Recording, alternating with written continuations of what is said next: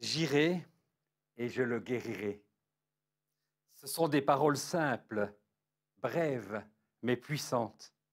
Jésus répond à la détresse d'un centenier, un officier romain, un étranger, un homme en dehors du peuple d'Israël. Il ne le connaît pas, ce n'est pas un disciple, ce n'est même pas un juif. Et pourtant, face à sa demande pour un serviteur malade, Jésus ne pose pas de conditions, ne demande aucune explication. Il dit simplement, j'irai et je le guérirai. Une parole qui révèle le cœur de Dieu, un cœur prêt à se déplacer vers la souffrance, à intervenir sans délai, à offrir la guérison, même à ceux qui ne sont pas censés la mériter. Cette phrase nous interroge aujourd'hui. Sommes-nous conscients que Jésus désire venir vers nous, vers nos détresses, vers ceux qu'on croit trop loin? Croyons-nous qu'il veut encore guérir, restaurer, sauver, même ceux que la société ou la religion met à l'écart? Nous allons voir que cette réponse de Jésus n'était pas seulement pour un serviteur mourant, mais qu'elle est toujours vraie pour nous. Jésus vient et il guérit. Soyez les bienvenus, vous tous qui êtes à l'écoute de ce message. Que l'Éternel bénisse sa parole en cet instant. Je vous invite à la prière. J'irai et je le guérirai. Merci Seigneur pour ces paroles que tu as adressées à un centenier autrefois et que tu nous adresses en cette journée. Parce que tu as guéri de la maladie et du péché en mourant sur la croix pour nous. Tu es mort, tu es ressuscité, tu es vivant. Et celui qui croit en toi, il a la vie éternelle, une guérison éternelle. Je te prie, Seigneur, de bénir ta parole, de bénir le message, que ta grâce soit sur nous tous, comme nous te faisons confiance. Amen. Les évangiles de Matthieu et de Luc nous font part, avec quelques différences ou quelques compléments, d'un récit étonnant, d'où sortent ces mots « j'irai et je le guérirai ». Je lis le texte dans l'évangile de Matthieu, chapitre 8, versets 5 à 13. Alors que Jésus entrait dans Capernaum, un officier romain l'aborda et le supplia en disant « Seigneur, mon serviteur est couché à la maison, atteint de paralysie, et il souffre beaucoup. » Jésus lui dit « J'irai et je le guérirai. » L'officier répondit « Seigneur, je ne suis pas digne que tu entres sous mon toit, mais dis seulement un mot, et mon serviteur sera guéri. En effet, moi aussi, je suis un homme soumis à des supérieurs. J'ai des soldats sous mes ordres. Et je dis à l'un, pars, et il part. À un autre, viens, et il vient. Et à mon esclave, fais ceci, et il le fait. » Après l'avoir entendu, Jésus fut dans l'admiration. Et il dit à ceux qui le suivaient, « Je vous le dis en vérité, même en Israël, je n'ai pas trouvé une aussi grande foi. Or, je vous le déclare, beaucoup viendront de l'Est et de l'Ouest et seront à table avec Abraham, avec Isaac, avec Jacob dans le royaume des cieux.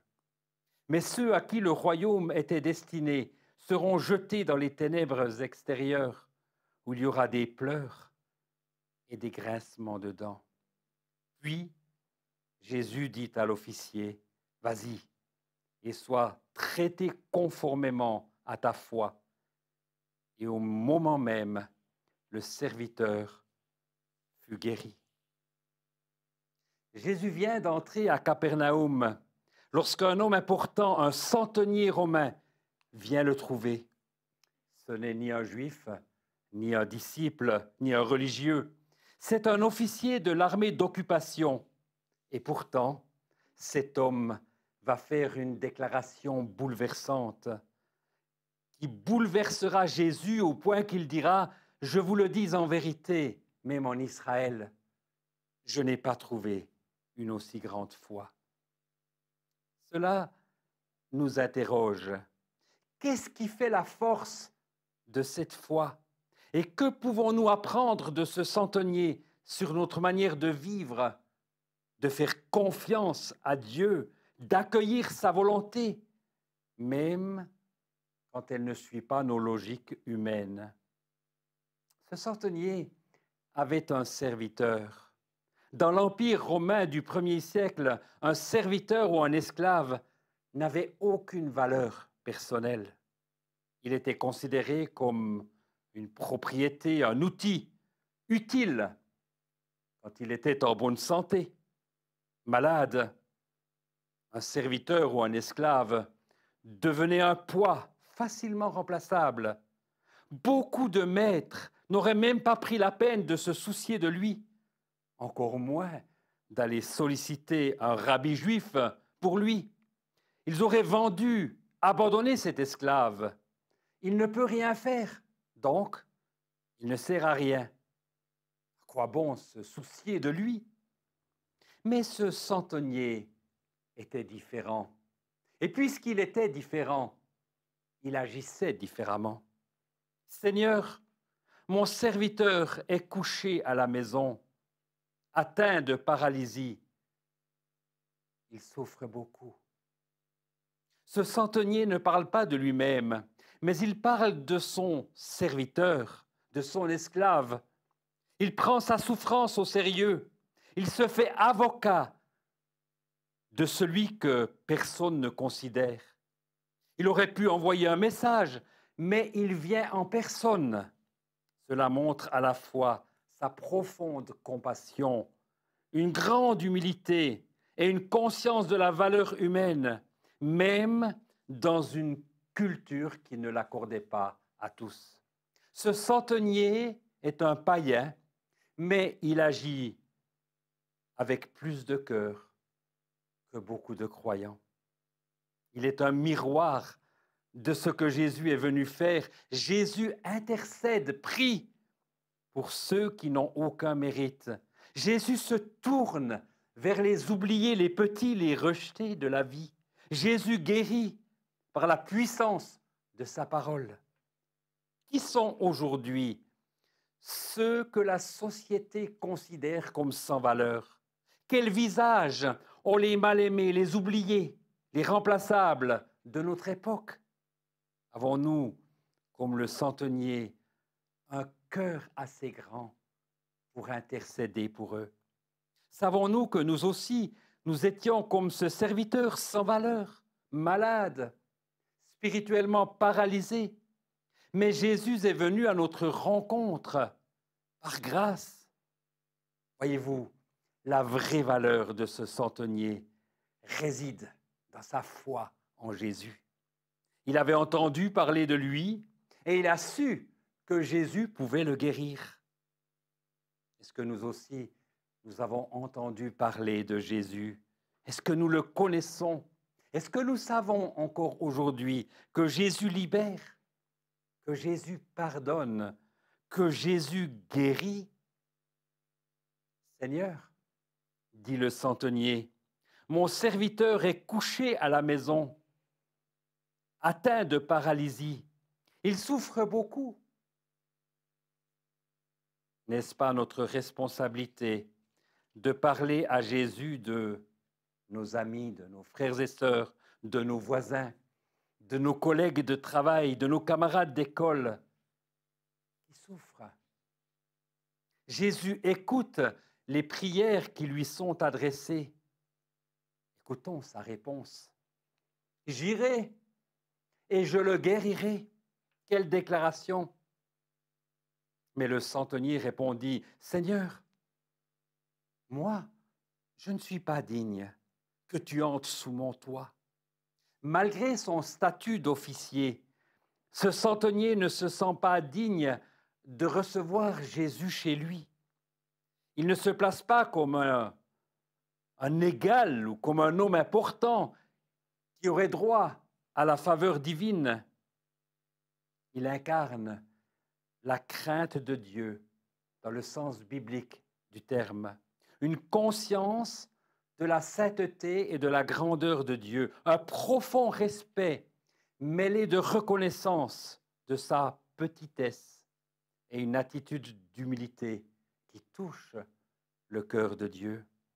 Ce centenier savait que les Juifs considéraient les païens comme impurs.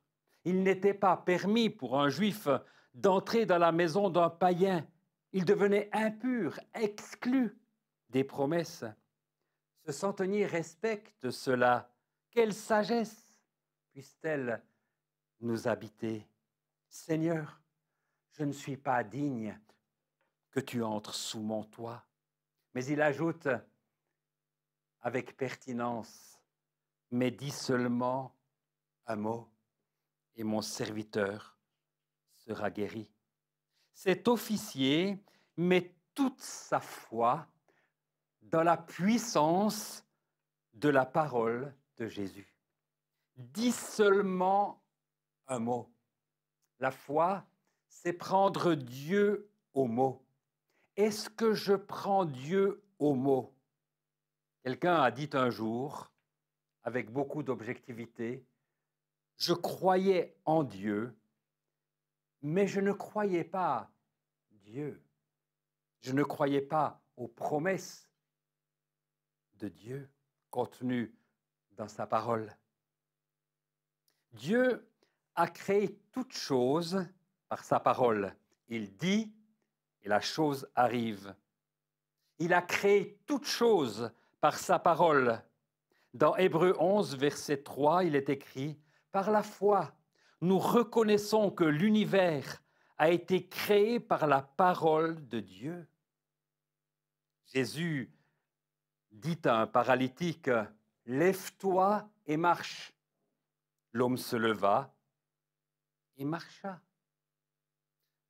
Jésus dit à Lazare, qui est mort depuis plusieurs jours, « Lazare, sors !» et le mort sortit. Mais voyez-vous, ces miracles, aussi merveilleux soient-ils, ne sont pas ce qu'il y a de plus important.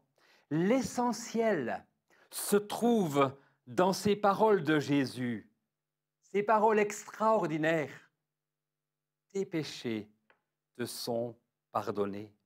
Dans toute la puissance de la résurrection de Jésus, à cause de son œuvre de la croix, ces paroles sont pour celles et ceux qui croient.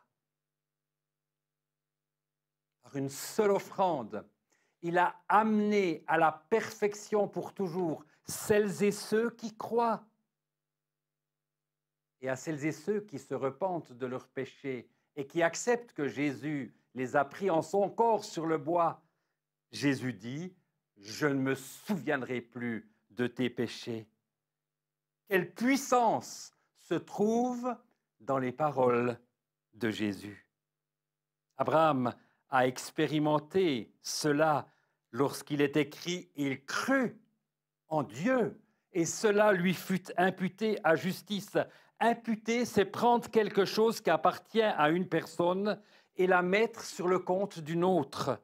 Dieu a pris la justice acquise par Jésus à la croix et il l'a déposée sur le compte d'Abraham. Et c'est la raison pour laquelle il était juste.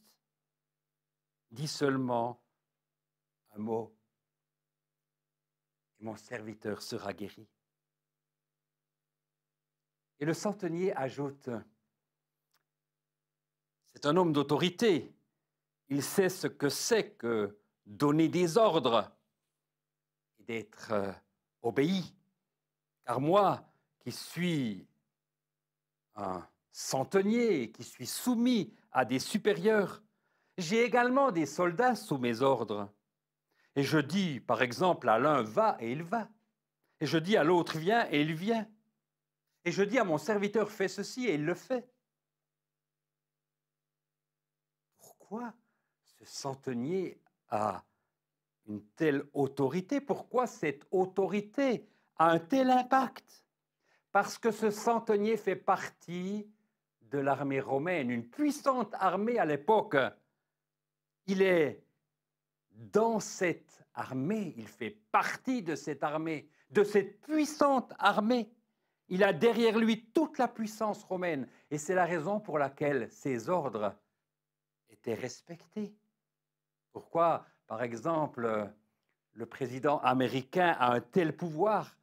Parce qu'il a derrière lui la plus puissante armée du monde. Pourtant, cet officier reconnaît face à Jésus qu'il y a une autorité supérieure à la sienne, celle de la parole de Jésus. Dis seulement un mot, dis seulement une parole, et mon serviteur sera guéri. Il n'a pas besoin de gestes, de signes, de présence physique. Il croit à ce que dit la parole de Jésus. Quelle foi! Il ne met pas Dieu à l'épreuve, il ne pose pas des conditions. Il dit simplement, je crois que si tu le dis, ce sera fait. Sommes-nous capables de faire confiance à la parole de Dieu comme lui? Ou avons-nous toujours besoin de preuves visibles, de réponses immédiates, de garanties humaines? La vraie foi commence là où nous cessons d'imposer nos conditions. Jésus est émerveillé par la foi qui habite ce centenier. Il ajoute une parole très forte. Il fut dans l'admiration. Nous ne lisons pas très souvent cela dans la parole de Dieu. Jésus est rarement impressionné par quelqu'un ou quelque chose. Et pourtant, ici, il ajoute, je vous le dis en vérité, même en Israël, je n'ai pas trouvé une aussi grande foi. La foi que Jésus admire, c'est la foi dans sa parole. Il se réjouissait de la foi de ce centenier romain et en même temps, il était très attristé à cause de l'incrédulité de son propre peuple. Et c'est la raison pour laquelle il a dit ceci. Plusieurs viendront de l'Orient et de l'Occident et seront à table avec Abraham, avec Isaac et avec Jacob dans le royaume des cieux. Quel scandale de dire cela! Ce n'était pas une pensée rabbinique. Jésus a ajouté dans Matthieu 7, verset 21, vous savez, ceux qui me disent « Seigneur, Seigneur » n'entreront pas tous dans le royaume des cieux, mais seulement celui qui fait la volonté de mon Père céleste. Dans Apocalypse 7, chapitre 7, verset 9, il est fait mention de ce peuple innombrable. Après cela, je regardais, et voici, il y avait une grande foule que personne ne pouvait compter, de toute nation, de toute tribu, de tout peuple et de toute langue. Ils se tenaient devant le trône et devant l'agneau, revêtus de robes blanches et des palmes dans leurs mains. La foi qui habite ce centenier le place au cœur du royaume de Dieu, alors que certains, entre guillemets, fils du royaume, les religieux, les proches, ceux qui se croient déjà dedans, risquent malheureusement de passer à côté. La foi véritable ne dépend pas de nos origines, elle ne dépend pas de notre histoire religieuse, mais de notre confiance en Jésus-Christ. Et cette foi, quand elle est réelle, elle nous place dans la volonté de Dieu, même si elle nous surprend parfois. Puis, Jésus dit à l'officier, « Vas-y, sois traité conformément à ta foi. » Il est ajouté d'une manière très brève, Et au même moment, le serviteur fut guéri. Quelle joie! Est-ce que ce centenier a cru en vain? Oh non! Au contraire, ce centenier ne cherche pas à faire la volonté de Dieu par lui-même. Il se confie entièrement dans la parole de Jésus, sans poser de conditions. Il croit, il s'abandonne, il s'humilie et il obtient une réponse à la mesure de sa foi. Et nous, sommes-nous prêts à croire comme lui, à croire sans voir, à croire sans imposer notre façon de voir les choses, sans contrôler? Est-ce que nous sommes prêts à dire, Seigneur, dis seulement un mot, une parole? Est-ce que nous sommes prêts à nous appuyer sur la parole de Jésus? J'irai et je le guérirai. Cette parole résonne encore aujourd'hui. Elle traverse le temps, elle traverse les barrières humaines. Elle est adressée non seulement à un centenier romain, mais à tous ceux qui croient avec une foi simple, humble, mais entière. Une foi dans la parole de Dieu. Le centenier n'a pas demandé un miracle spectaculaire. Il n'a pas demandé que Jésus vienne physiquement. Il a simplement fait confiance à sa parole. Et Jésus a guéri avec puissance. Aujourd'hui, nous pouvons repartir avec cette assurance. Quand nous crions à Jésus, même pour les causes les plus désespérées, même pour les vies les plus brisées, même pour les serviteurs, entre guillemets, sans valeur, Jésus répond. Il est souverain, mais il répond toujours, j'irai et je le guérirai. Spirituellement, il guérit toujours. Alors, venons à lui avec cette foi, une foi qui n'impose rien, mais qui croit tout. Et laissons-le faire. Laissons faire ce qu'il sait mieux faire que nous. Laissons-le faire. Laissons-le rétablir. Laissons-le restaurer. Laissons-le sauver. Amen. Nous prions ensemble.